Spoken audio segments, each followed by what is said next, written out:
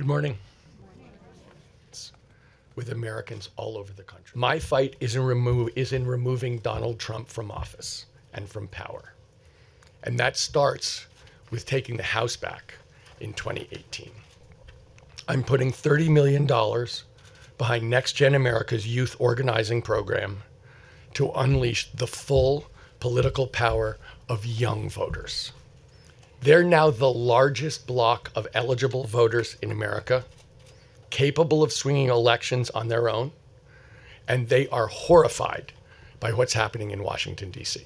Millions of Americans know this president is unfit for office. They need to know that a Democratic Congress would do what is morally and urgently necessary for the health of our democracy. Unless you have an epic mental health event, which you might, but anyway.